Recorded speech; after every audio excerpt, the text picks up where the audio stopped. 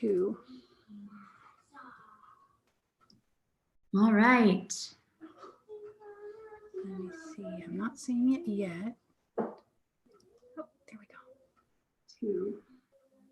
Okay. We are live. All right.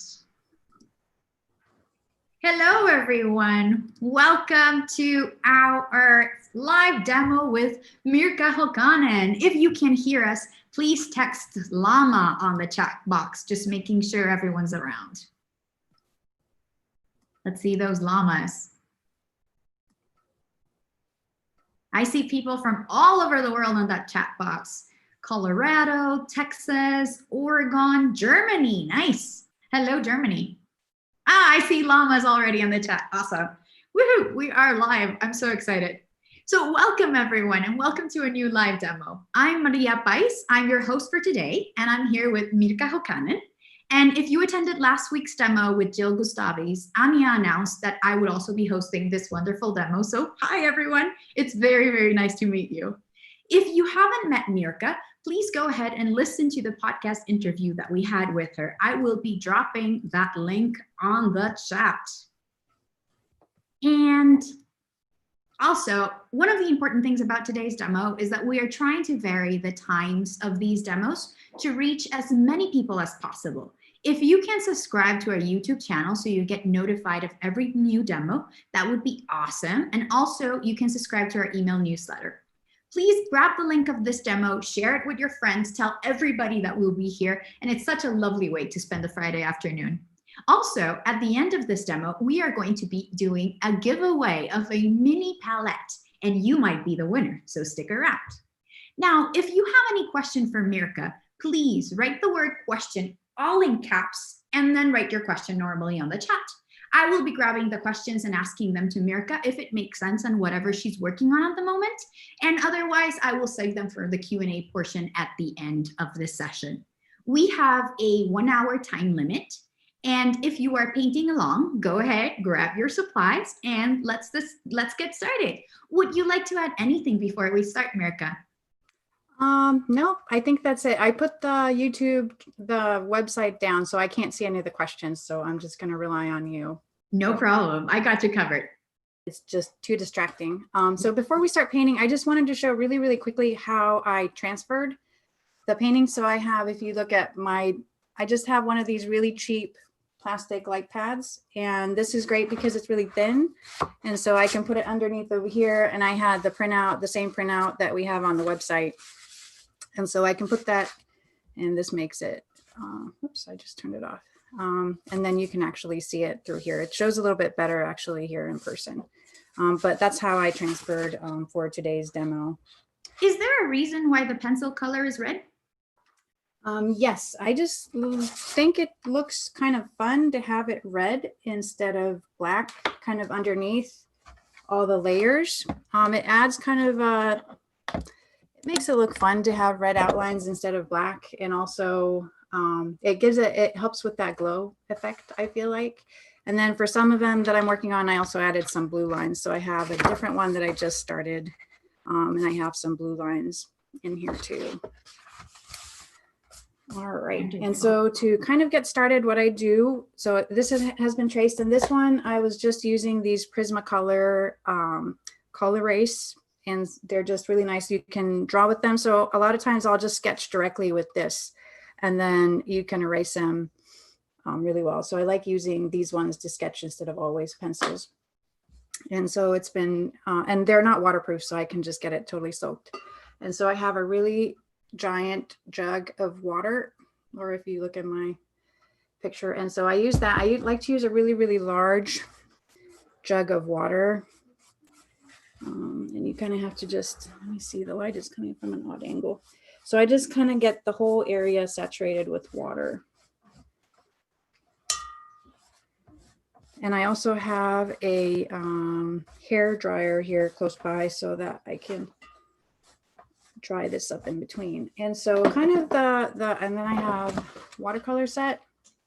And this is just one that we actually bought when you guys were doing the Kickstarter. All right. And that's so great. we're just going to start with adding different colors. And so I kind of just go with how I feel. So those are two kinds of yellow? Yeah, and like you said, I don't really have a rhyme or a reason for it. I just kind of start adding different colors.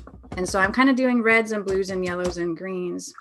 And you can see because I've been mixing other colors, some other colors coming over here too.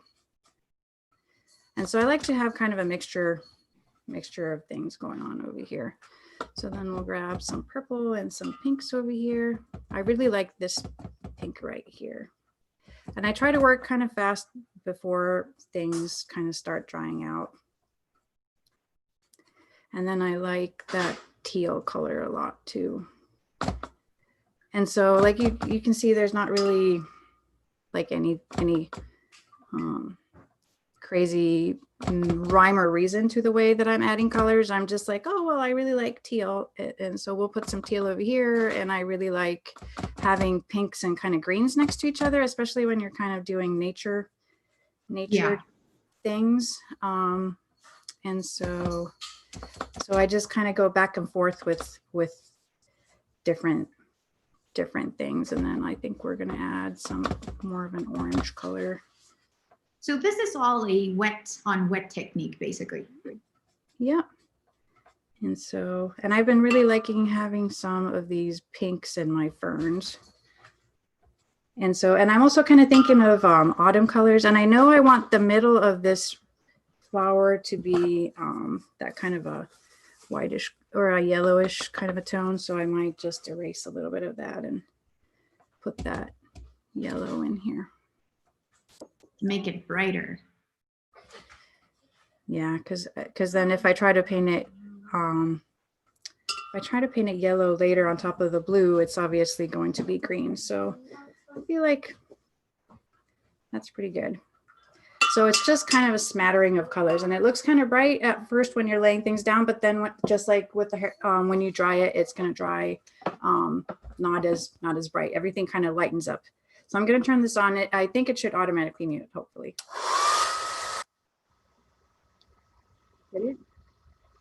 Yeah, we can't hear the hair dryer, so that's great. This is just speeding up the process. So it's super cool to have everyone here from all around the world. We're super excited to see where you're all from. It's so cool. And thank you, Sherry. We are really encouraged to hear that you love our products and our palettes, and that really encourages us to keep making high-end quality products. So thank you. Thank you very much.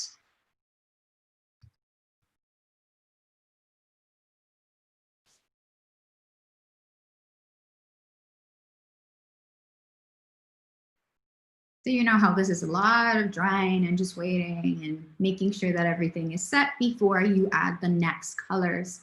That way you don't have colors bleeding into each other and causing a mess and making them darker or making them a little bit more muddy. So that's why she's drying with the hair dryer and making sure that it's all perfectly dry. Okay. So I think that should be pretty good. It's slightly still damp, but I think we're just for the sake of time, we're kind of gonna just get on with it. And so then the next layer, so now we have all these kind of beautiful glowing, this is like our base layer. And so then what I usually do next is I go with like a dark blue and I block out the kind of the background first. Mm-hmm. And for the blues, I don't have like a favorite one. So on this palette, and then the way that you guys have the names on the palette, they don't have like, I don't think none of them have like the traditional like cobalt or, you know, the different names of the blues. And right. So on this palette, we have there's kind of two lighter ones, and then there's the teal, and then there's a darker one. And so a lot of times I just kind of end up mixing all of them, and then I'll mix a little bit of the dark brown in it. Mm-hmm. And so just to kind of darken the colors up. And so you'll see, I usually, honestly, I just kind of end up taking a little bit of everything and putting it in there. And then, but, you know, when you look at the final one, you kind of don't even realize. And then I have to make more of it. This one's not a huge painting, but you can use one of the little. Oh, sorry, hang on. like a little squirt thing to add more water The to it. dropper. So I'm trying to make a fairly dark blue already in the beginning. Why are you adding brown instead of, say, black? I figure it just gives me a richer, it makes it a little bit more muted, and it just gives me a little bit of a richer blue. And so after that dries, it ends up, it's not super dark yet, but we can always add more. I usually end up adding maybe 2-3 layers.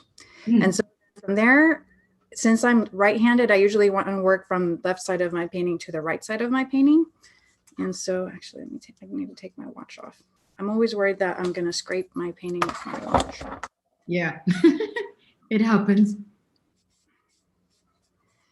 And so then I just go around, and it's a little bit of tedious, you know, depending how much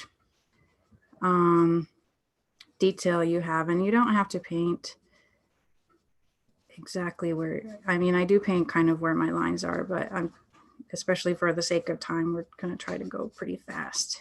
Yeah. And I usually try to go, a lot of times if I'm trying to go from top to bottom, I'll also kind of tilt my book up so that kind of puddling that I get, I can just kind of move it down the page as I go. And then that way I'm not getting hard edges on my watercolor. Right, or stains. Yeah. But with this technique, it's not as important because we're also going to be doing kind of multiple layers on top of each other. So the first layer, if you get it kind of splotchy, it's not the end of the world.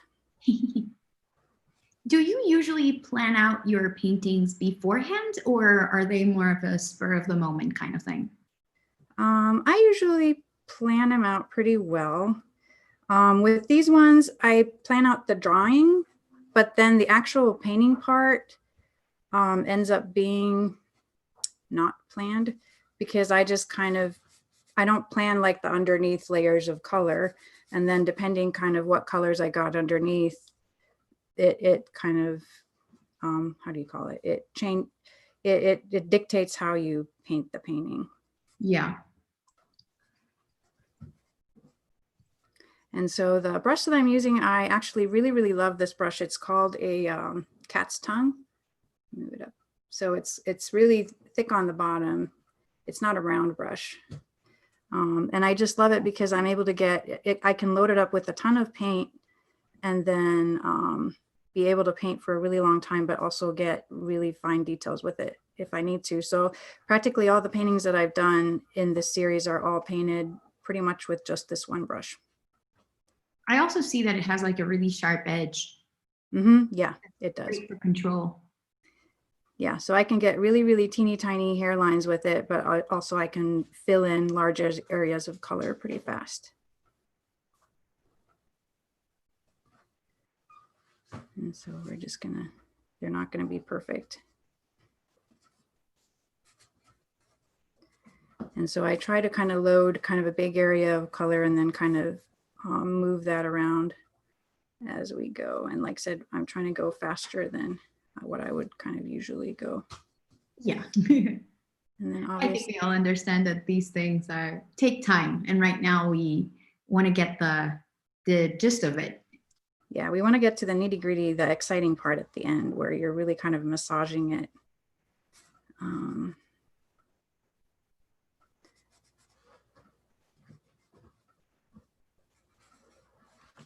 And so I have a giant kind of a puddle of water, so I'm going to just make that move over this way. And so it's nice having like a block or a book or, you know, this is one of the Etcher journals that or notebooks that I'm painting with. Yes. You know, it's just nice to have that rigid something that it's attached to so it's easier to move around. And so I kind of painted this random leaf in the background. I don't know if I want it there or not, but we'll just let it be for right now. And so you can see there's some of that staining or, you know, the uneven. You can see the edges over here, but I'm not really worried about that at this point. And so at this point, even when I'm doing this for reels, I still get edges and things and I don't really worry about it. And but the very, very end, I also end up doing with color pencil. And at that point, usually the lines, whatever I have, are kind of gone at that point. And just when you get to be that dark anyways, the whatever lines I had at this kind of a light phase, they're going to be just painted over. And it's going to be painted over so many times that it's so dark that you don't really see anything anymore. They are asking on the chat the brand of your brush. So this is a Princeton brand, and I know Michaels sells them if you're just in the continent. So we don't have a Michaels here on the island. I'm at Hawaii. And so I was able to just buy this at the local, they have a Ben Franklin over here. And so it's Princeton Select Pointed Filbert, and this is a size 4. And then the other one that I use when a lot of times if I have a bigger painting, I have a size 8 for just like the background under painting. But hopefully even with my messy painting right now, this will end up looking halfway decent when we're done. I'm sure it will. I always find that watercolors have a stage where you think they're not going well, the ugly stage. It's like growing pains. Yeah, definitely. Well, we're not even there yet, but yeah, I'll be it's about when you're like 2/3 done and you're just looking at it thinking, I don't think we're going to make it. And then you just keep working at it and then something great happens at the end. Magic. And so after I get this layer kind of done, we're going to give it a little bit of a fanning. Oh, so when I turned that on before I hit myself on mute, did it automatically mute itself again? It did. It's fantastic that they've added that functionality. Okay, then I don't have to mute it manually. Yeah, you're not blasting our ears, no problem. Okay. Yeah, and then and since I am fanning like right here, I can't hear you, whatever you're saying. I could tell when I was fanning stuff, but I have no idea what you said during that time. I was filling in the time and telling our viewers about our products and what you were doing and making sure it's a fluid. Yeah. All right. So now we have kind of the background done. And so I'm going to clean my brush up. All right. We're going to go fan a little bit.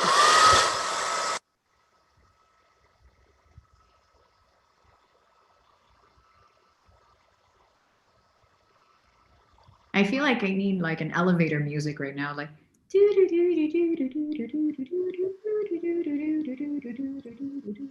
something like that. Since we're all just waiting. So Paul H. One Art, the paint brand that she's using is our Etcher palette. So that is the wonderful colors that you see here, and you can find it on the website. And yes, the colors are amazing. I love how the contrast between the bluer shades and the warmer tones that's creating. It's looking super nice. I will also post a link to our products on the chat so you can check out the great stuff that Etcher has to offer. All right. Yeah, that's the crazy part is this is kind of a technique where you end up having a lot of puddling water. And I noticed I missed just a little spot right here. But while that's drying, we can go and paint other stuff. Okay, so after I get the first layer done, do we have a question? We just had a comment here that's saying that they're loving how the colors are already mingling. Mm-hmm. Yeah, it's really fun. So then at this point, I kind of start thinking about local colors of things. So like, obviously almost kind of everything is kind of green tones over here, except for the flower. And then I imagine these mushrooms to be kind of a white color. And then the bottom, it would be like a moss, kind of a mossy kind of thing. So what I do, so think of this as painting kind of like if you have a stage and or a set, and they have like the different levels of, like there's things at the front of the stage, and then they're kind of overlapping with things that are kind of behind at the back of the stage. And so things that are in the back of the stage are going to, or like kind of, or if you shine a flashlight in the forest at nighttime. So things obviously closer to the light are going to be brighter, and things that are farther away are going to be darker. And so for me, like this kind of reed, I don't know what it's called in English, but this kind of a grassy thing in the back, those are all going to be kind of further back. So they're going to be closer to the background kind of blues. Mhm. And this is kind of in the middle.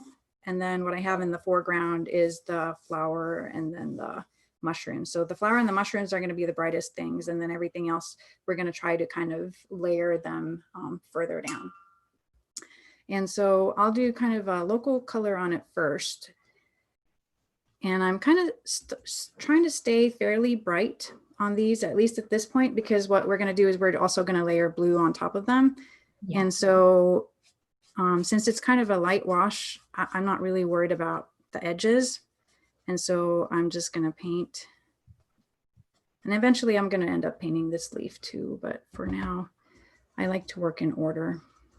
So we are getting questions about your mini workshop. So please, everyone, I've posted a link on the chat. This mini workshop are $5.50.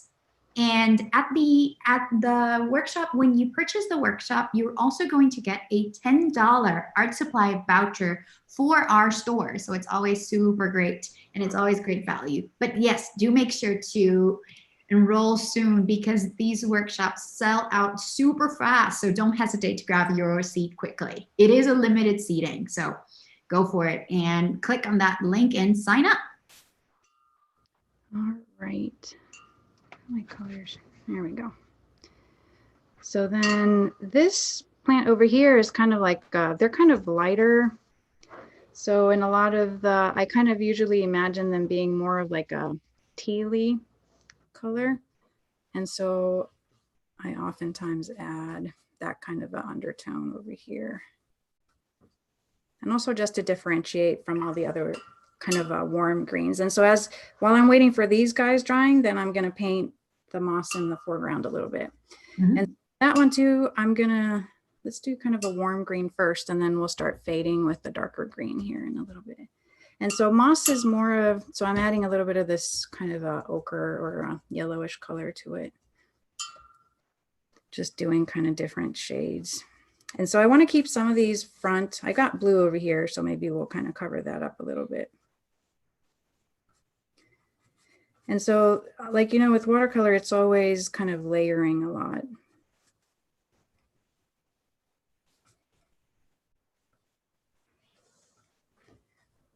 Yeah, getting value from the placing of tones one after the other, like layer after layer, and that creates that depth.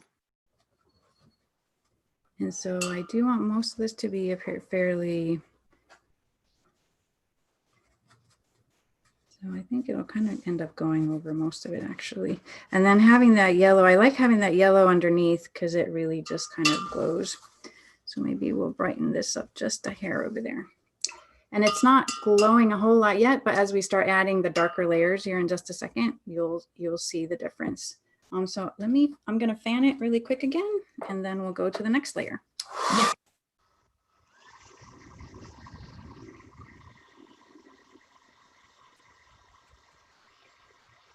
I love how it's already changed so much.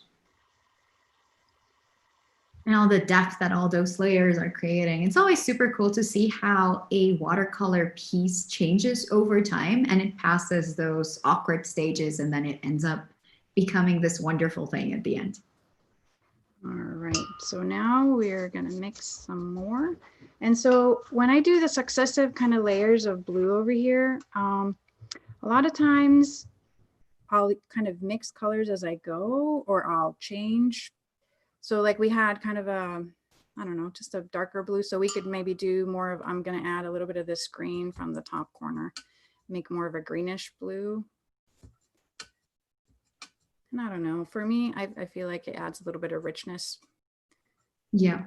To things probably end up needing more, but let me just mix just a hair more.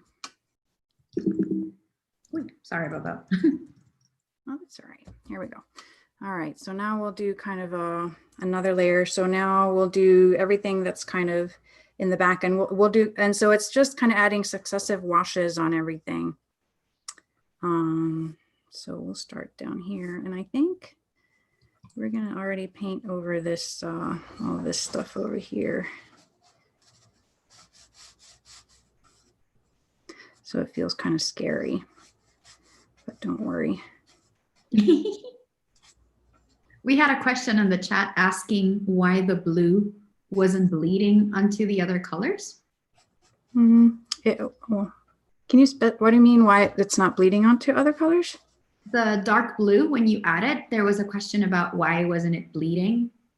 And I think it's because you dried the layer before to make sure that it was dry instead of wet on wet. Yeah, I'm assuming, yeah, if that's what it's referring to, then yeah.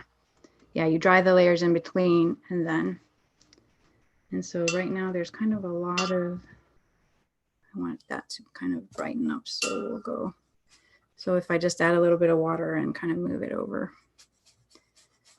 And we also have another question about the underwash and it interfering with some of the lighter colored items. Yeah, so that's where kind of your white gouache comes at the end. And if you want to have a whole, like really, really, I mean, I don't know how like much white you would want to expect to have in your painting, because I mean, it's nighttime. So even things that are white, if they're in the background, they're going to have that blue hue. Yeah. And I don't use the, like a, you know, Masking like a, or anything like that, because I find it really hard to control and get like nice clean outlines. And then if you kind of get it in this like blobby way, I feel like it just never looks all that great. And so I rather just work without it. And if I need to add like really light layers, then I would rather just do that with a little bit of gouache at the end. Oh, actually, you know what? These ones will be in the background too. And then I gotta do the middle over here. Now we did this part a little bit already. People are super excited on the chat for the painting. Oh, yay. And Shadi Blaukoft came in and she's saying that it's looking amazing. Oh, it's so messy though. So messy. I mean, usually I take more care with staying within my outlines, and let me see, what are we doing on time? We're about halfway done. So I wanted to make sure we get to the end too. Let's see, I feel like there's like almost nothing here, but we got to let it dry a little bit. And so so a lot of times it's good to kind of work in layers. And so hold on. Hey guys, sorry, I have kids at home also as well. Hold on. No problem.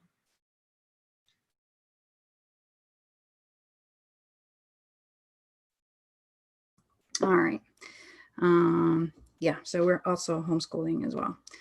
All right, so now I want to get more of, so this is kind of like a tealy green, and I'm gonna kind of pull some of it off, and I wanted to add, I don't know what this green blue is, but it's more of like a dull blue, but it layers really, really well on top of green. And so this is, I don't know if you can, I think you're missing the blues, but it's this blue right here.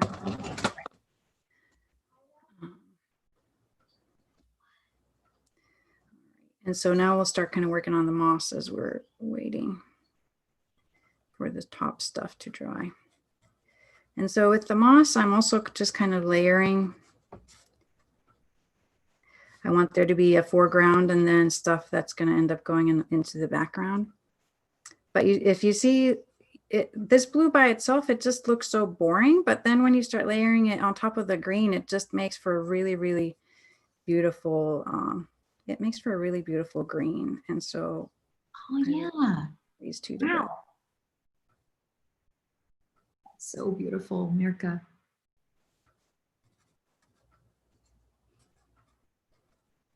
And so I have this kind of patch of green grass that I want to fade, and then I'll do another layer for this kind of front patch of green. And I usually kind of go off into the because I want there to be that difference between the background and the foreground. So, so every time you're painting a new layer, you're going on top of the prior ones as well? So like going background, then background again, or are you reserving some spaces? It just kind of depends. If I feel like the colors are getting to be too close to each other, then I'll merge into the background just to make sure that there's that difference. So that's looking pretty good. So then I'll maybe take the same blue, and then let's add a little bit of green to it. And so like said, I mix all these colors very intuitively just as I go. All right, let me dry this super quick.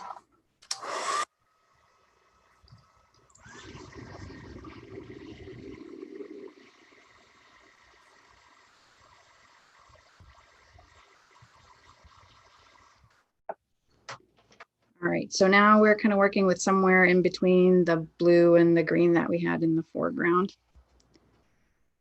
And just adding another.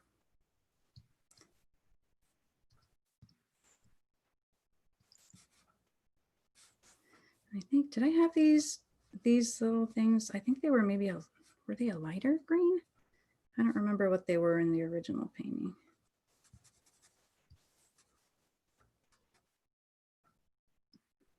All right, and then I can tell, so like I said, it's a lot more messier than what I would usually paint. No problem. I think our viewers understand that this is a quick demo, and if they want to get deep knowledge and an in-depth view of how you're working, they can enroll in your mini workshop. And then, so now obviously the fern and this kind of I have a hard time knowing what these things are in English. English is my second language. This kind of it's not like a blueberry leaf, but similar, just things in the woods. I want there to be differentiation between the two, so I'm adding some darker blue behind over here.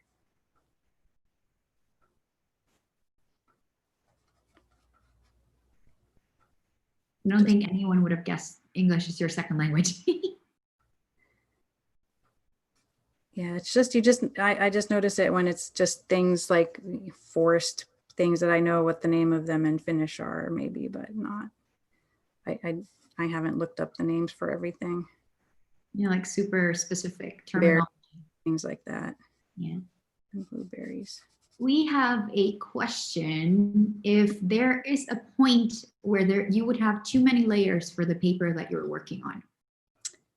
So far I haven't. I think at some point it's going to end up,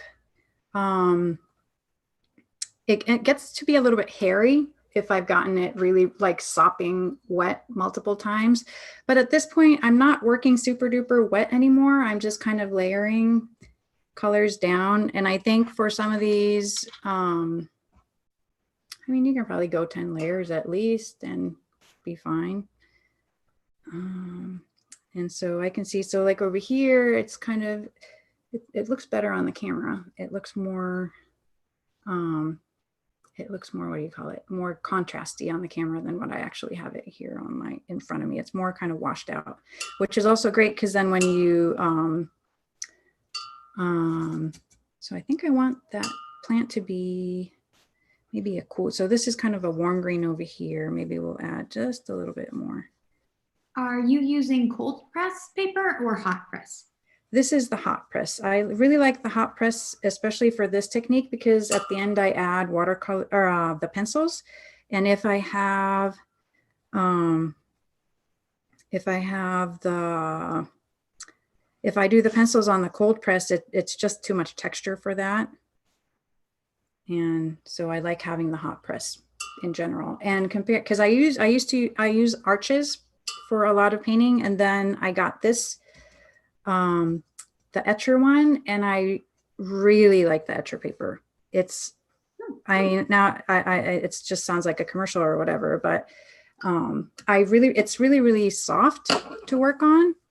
And also here, let me erase this really quick. It's really soft. It has this very kind of a fluffy feel to it, but then at the same, and it takes water really well. And so I like, you can tell I get it like sopping wet multiple times. And then after it dries, it pretty much dries flat. And so it's just wonderful to work with. And like I said, it's got this like really fluffy, cottony feel to it. And whereas Arches, the hot press paper is really, really hard. It's just got like a rock solid surface on it. And it's different. So when I use the color pencils on this, it's just really nice and soft. Yeah. So then when I kind of get to this point, let's see, we might add just that gouache in there. So this one comes with the white. Sorry, they're asking if you can push your painting up a little bit. Sure. Then you won't be able to see my colors as much. Here, let me see. Is that better? Yes, perfect. And they're also asking if you never used hot press before, and what kind of differences do you find there? What did I ever use what before? Cold press paper. Cold press. Yeah, I use cold press sometimes for picture book illustration stuff. And I like it also if you're just doing watercolor washes, because then you get really nice kind of textures with the watercolor washes. But if I want to do color pencil on the top, I find that the hot press just works better. Mm-hmm. Because of the lack of texture. Mm-hmm. Yeah, that's the difference between hot press and cold press for our viewers, is that cold press has a lot of texture, and hot press, because of the way that it's produced, it has this very smooth surface to work on. So for smaller details, and like Mirka mentioned, working with colored pencils on top, it works really well.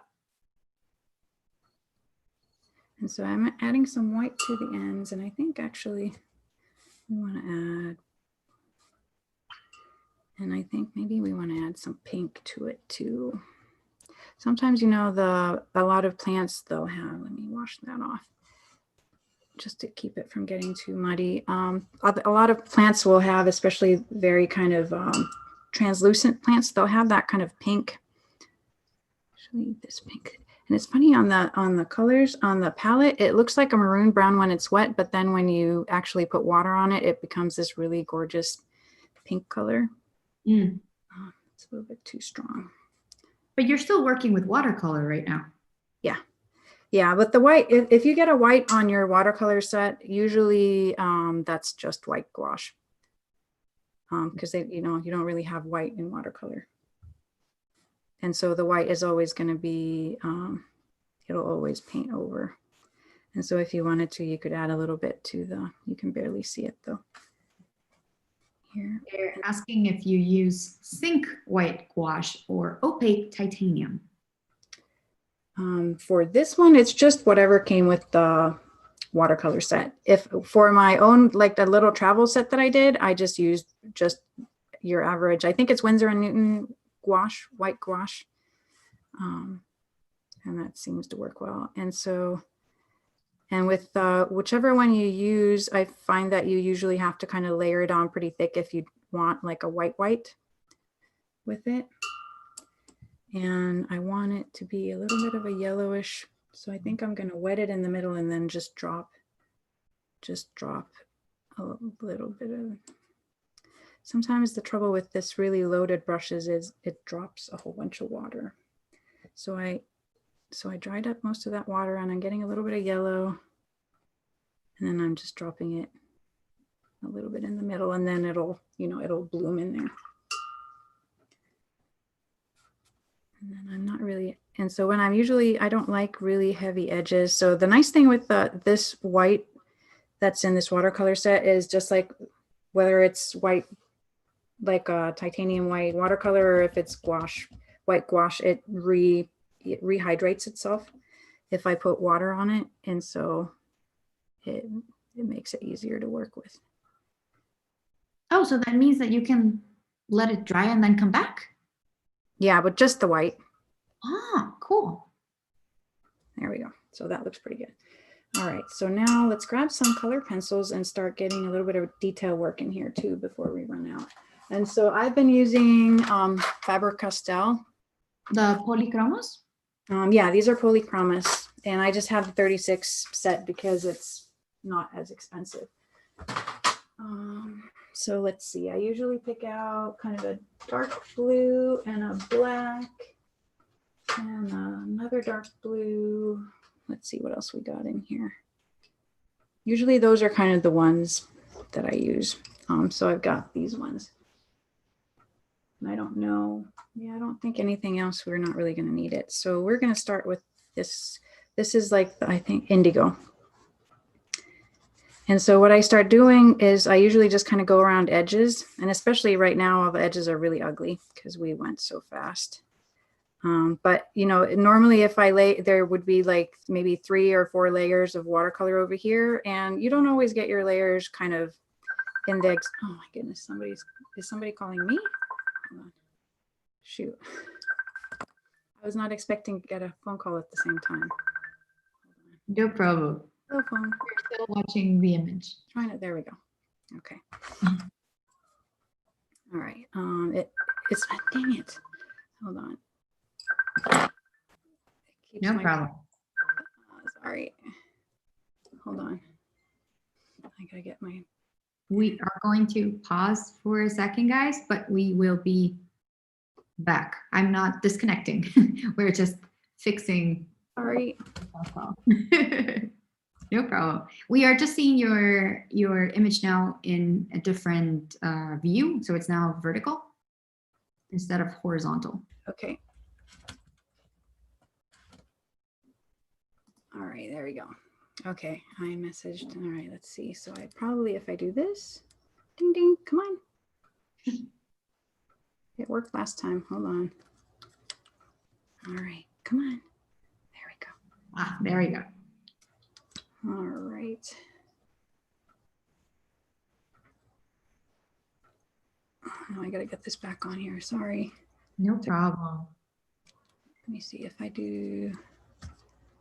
If I turn this, then I'll be able to get this back on here. Okay. And that's a great view, actually, because we can really see the painting now. Okay, perfect. Do you want to go closer to the painting while we're at it? Here, maybe you can see me doing the. Oh, nice. Yeah. Okay, hold on. Thank you, anonymous phone caller. Minor adjustments over here. Okay. Marium is asking if you have experimented with other pencil color brands or, like, for example, Prismacolor or just Faber-Castells because they're oil based. I have what I can check here in a minute. What I have a couple of other ones. I'm trying to think if I have Prismacolors. I'm really bad with remembering names. It's just, I just get stuff and then I just use it and then I forget what it is. But I have a couple of other ones. I know I bought a set that was kind of cheaper on Amazon just to give it a go. I think it was like $30 for 100 pencils.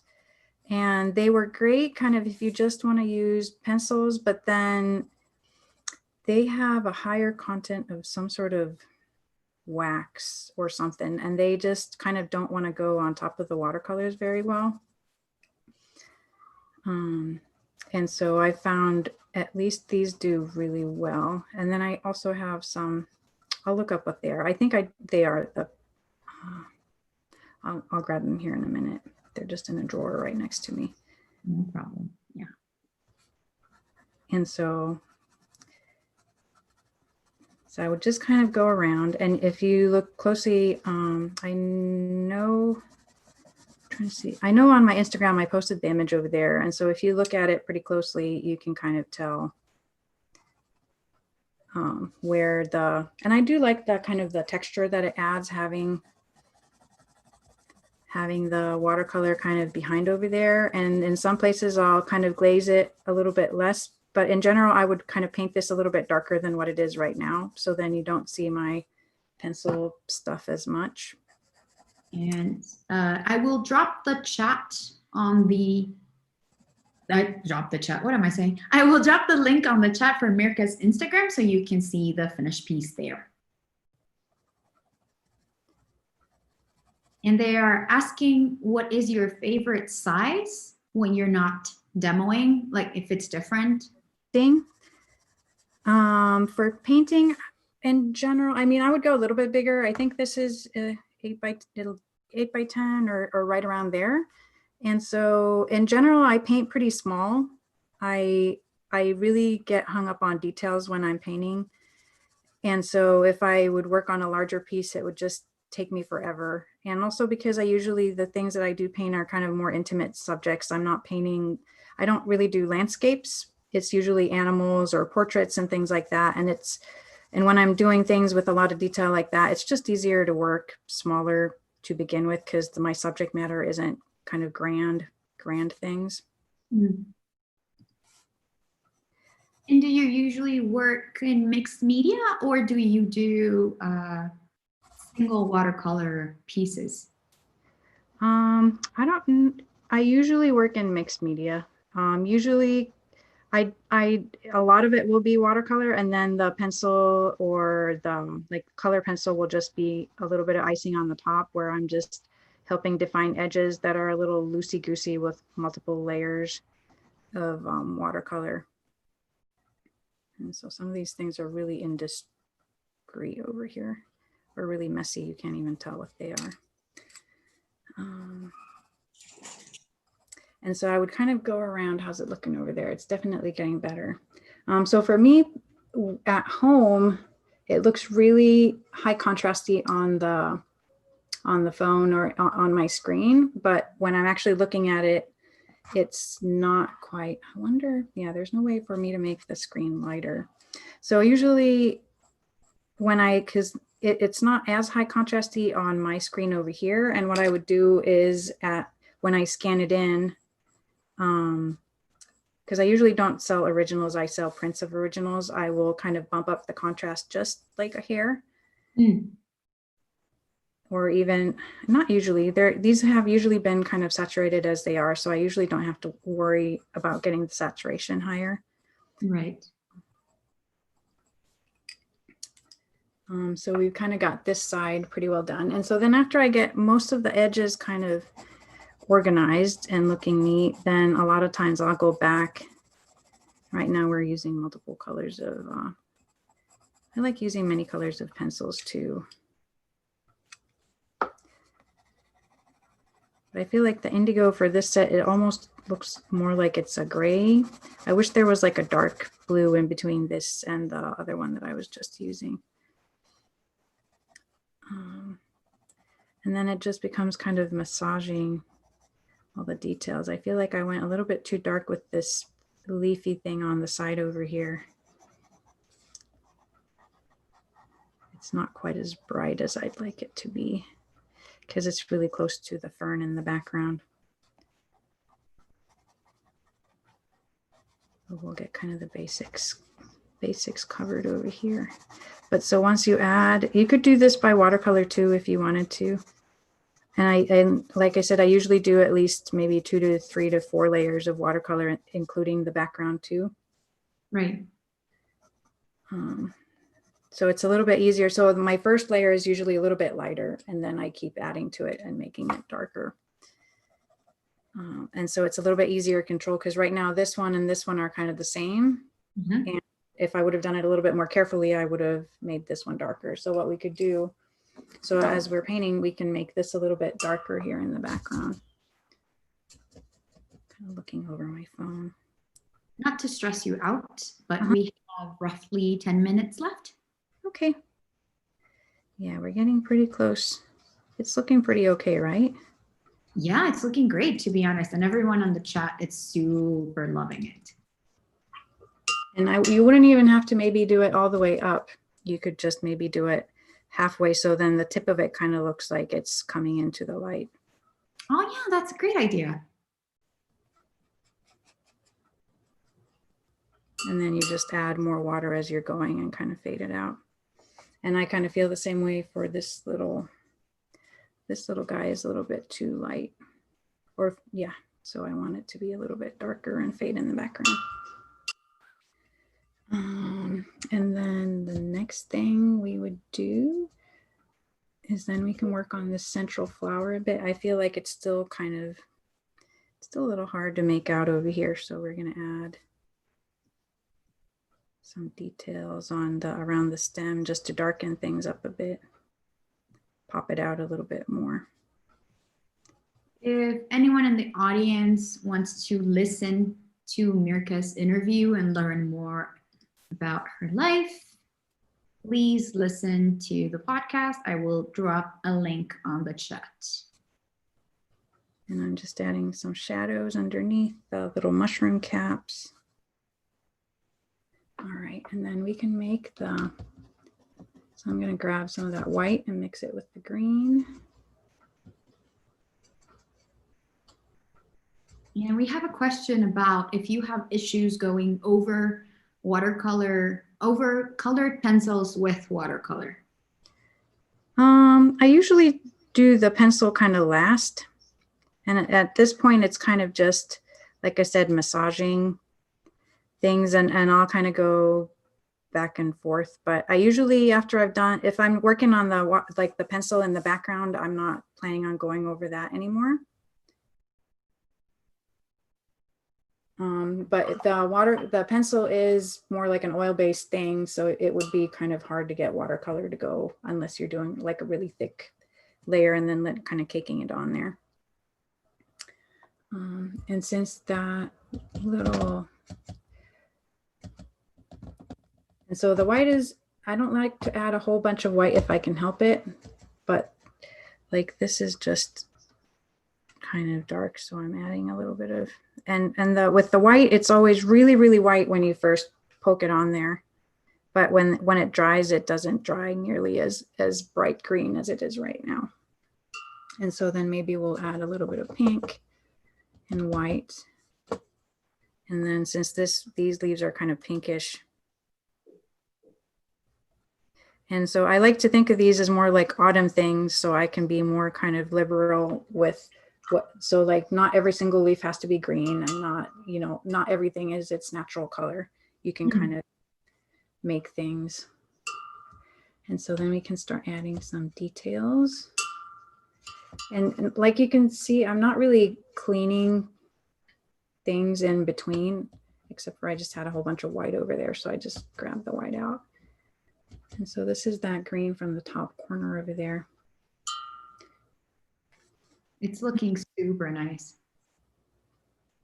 So it's a little bit still light. They said on the chat that it looks like an enchanted terrarium or like a magical snow globe.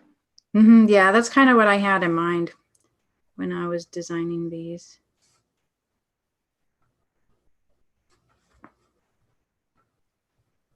So everyone, please add your questions or comments to the chat. We have roughly 8 minutes left, so take advantage of having Mirka here painting with us today.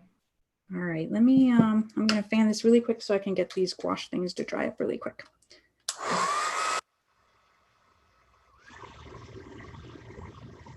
And if you liked today's demo, please share it with your friends. Please join Mirka's mini workshop. It's going to be amazing. You want to learn more in depth about her techniques and being able to ask more clear questions. And if you have any questions about Etchr products, if you want to learn more about what we do, please write to hello@etchrlab.com. I've dropped the email in the chat box a couple of times, so check it out over there.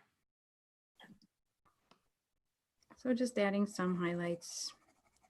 So now this comes like the massaging part, like I was saying, where you start just picking out things and making things work. And I was thinking maybe these guys need to be more of a, I don't know, lighter green. So I am doing, so it's got the kind of darker green gouache, and I don't know if I like that. I think they're kind of too dark. But the great thing is, because it's that white gouache, if I wanted to erase these, I kind of could. And then for my nitpickiness, a lot of times what I'll do is I'll add, because right now I did all the outlines really badly. So like things like where there's a little bit of blue, like those things just like really bother me. And so a lot of times I'll either fix those in Photoshop afterwards. I'll just stamp and clean up edges like that if I make mistakes. Or you can use a little bit of white gouache if you're planning on selling the piece. or adding white, and then, or like on the leaf, I would kind of mix that kind of a color with the, yeah, and it's looking really muddy over here. So I don't know if we want to add a little bit of this whitish green on there just to brighten it up, just like a hair. Just adding that white in there enables you to just brighten things up. And so if I would have really been planning this a little bit better as we were going, I would have left that a little bit brighter. They're asking if you can erase dry gouache. With dried gouache, it just, if you put water on it, it just rehydrates. So let's see. So like these ones, because I have that, I'm pretty sure I have that gouache on them. So if I kind of rehydrate them, I can pick them up pretty well. Ah, so you lift it with a paper towel. Yeah, so I get it kind of wet and then I dab it with the paper towel. It's got a little bit of the green. It also has the, because when I drew it with the red, the paper is actually kind of indented. So now they don't look as like in your face. Right. More. And so that's what I'm talking about massaging, is you just, it's like little tweaks here and there, just getting it to where you like it. It's looking amazing. Everyone on the chat, it's like, wow, a magic happening. I know, I just wish it would look better. It's so messy. Great. I promise. Everyone is super, super happy. All right, let me see. So I think we're almost out of time. And so, yeah, so then it would just be like, there's this like odd blotch. And so I would either add like little details just to hide things, or like I know ferns have those little seed pods on them. So you could add seed pods, or, you know, it's magical. It's your own imaginary forest. And so not all things in there have to be exactly as they are in nature. So I know on the ferns, the seed pods are kind of this reddish color, at least the ones back home. But they would stand out too much. So I just make them. And it just adds kind of nice little details here and there. Yes, it does. It's looking super nice. Thank you. Thank you so much for this demo. I think it's been amazing watching you paint. You're welcome. Very relaxed and zen after seeing all your work and all your talent here on display. So it's amazing. Thank you. If you want, I can flip through the original one really quick. Here we go. It's sideways. And so you can see that I'll put it up and down. There we go. And so, it's popping up something. Oh, there we go. Yeah, so it doesn't look as colorful as it does. So this one, it looks really bland on the screen, but then when I look at it over here, like the yellows it's much richer. But then when I go and scan, and so what I do is I scan them in, and then these are just like, this is what we're going to do for the workshop. Look, guys, that's the painting for the mini workshop. It's a frog. So then this is one when after I scanned it in, and then this is just a different one that I did. And so they're just examples of stuff that we've done. So I don't know, any other questions?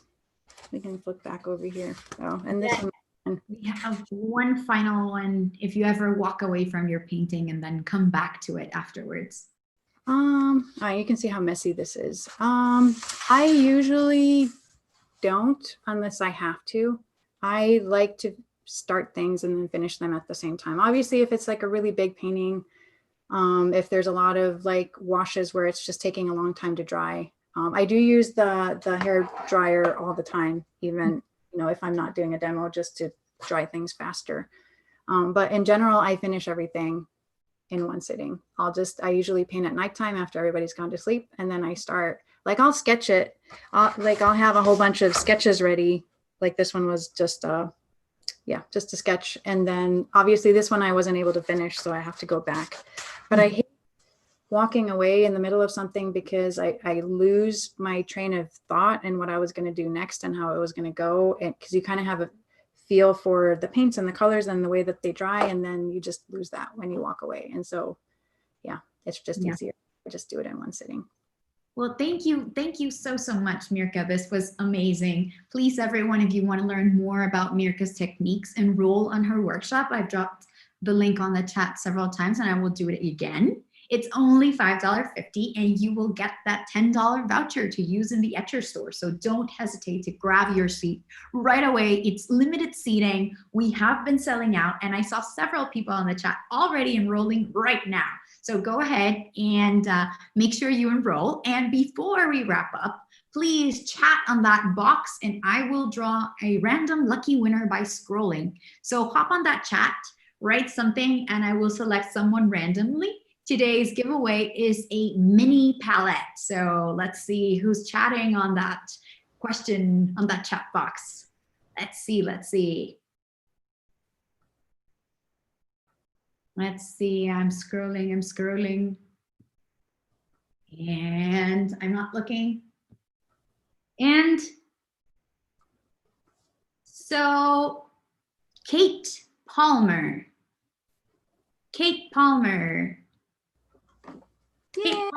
you are the winner of an Etcher Lab mini palette. So please go ahead and send us an email at hello@etcherlab.com saying that you are the winner of today's giveaway. And we will get back to you with the deets about how we're going to send shipping and all of those kinds of wonderful things. So please, please send us an email. And congratulations, that's amazing. And next week, everyone, this is a reminder that we will have Shadi Blaukoff's demo. So it's at the same time, at the same place, with the same host. I will be hosting Shadi's demo. I'm super looking forward to it. Her work is amazing. You can already listen to her podcast interview on the link that I'm going to drop on the chat. Ta-da! There you go. And thank you so much, everyone, for joining us today. I don't know, Mirka, if you would like to add some final words. I don't know. It was really fun. I hope everybody signs up for the class. And if you have some burning question that I wasn't able to answer during the chat, you can just contact me on probably Instagram, or yeah, that's probably the easiest place to message me, and I'll try to answer the best I can. Yes. So thank you everyone so much for spending some time with us today. This has been great. Please enroll on Mirka's mini workshop and I will see you next time. Thank you everyone. Bye. Bye.